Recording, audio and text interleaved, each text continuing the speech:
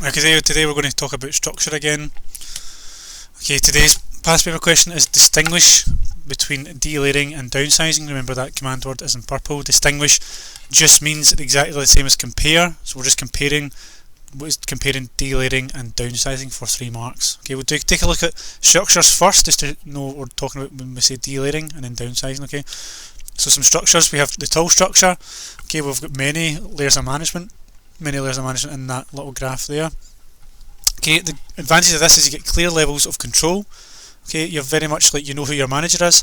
Promotional opportunities as well, as if there's a lot of lines of management, means you've probably got more chances of being promoted. That can be motivational for staff. Okay, is a good advantage. Disadvantages, sometimes communication can be really quite long and tedious in this structure, because if you think about this, if you're at the top of this structure, you're the CEO or the managing director, if you want to pass messages down, okay, communications are changing the organisation, that can take a long while. If you've got 6 levels of management, it's going through each management level at a time, so it could take a long time before it hits maybe the shop floor or the operating people or whatever. So that can sometimes cause issues, make it less responsive to change. What as well here is you're increasing your management costs because you have more layers of management. Okay, so that's an extra cost. If you look at the other structure, the flat, okay, there's fewer levels of management. Okay, fewer levels of management. Okay, quicker decision making, just the opposite other way. There's less levels of management for that to go through. Okay, staff feel empowered. See, because you are not as managed as much as an employee, sometimes you are asked to use your own initiative to complete tasks. Okay, you're not maybe necessarily dictated to, so that can be empowering for staff and will help them motivate them. Sometimes as well, see, because this is communication is much better, these organisations can be more responsive to change. Okay, change in markets, changing their tactics, the way they move. Okay, obviously disadvantages, increased workload for some of your staff. Okay, so your management are taking on more members of staff. One manager might be responsible for 20 rather than say 4. So that wide span of control that we call it sometimes can make that harder to manage. Makes it a bit more stressful, because the managers can be a bit more stressed out.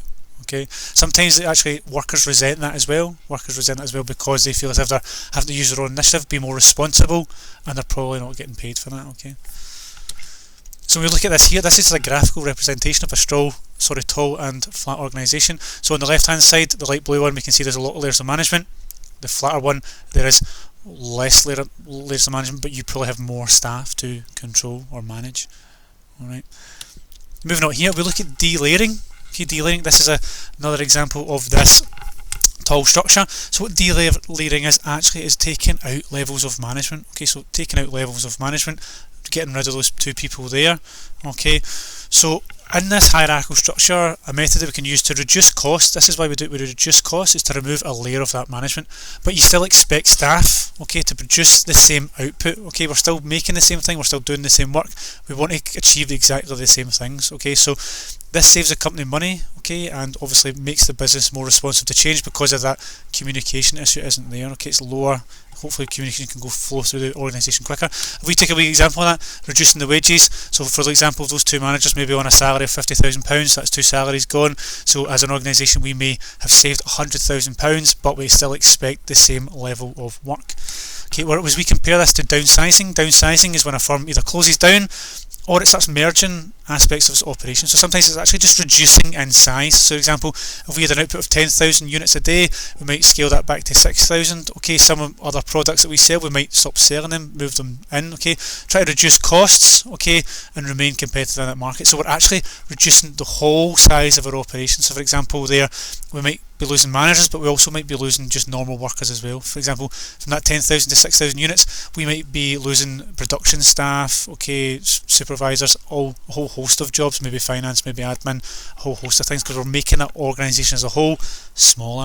Okay, so going back to that question, distinguish, remember that's the same as compare between delayering and downsizing.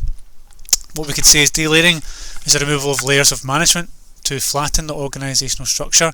On the other hand, okay, that's a compare word, downsizing is actually changing the size and focus of a business to a smaller scale. Okay, so remember, making it size was delayering, we're still staying the same size, we're just trying to cut costs, we're still having the same output.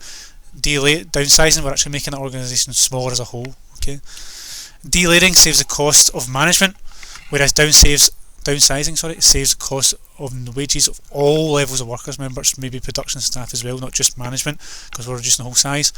Delayering does not always mean that production output is reduced, because we will sometimes want that to do exactly the same work. However, downsizing actually results in the removing of excess capacity within the organisation. Remember what I said, from going 10,000 units maybe to 6. Okay, that should be enough for our 3 marks.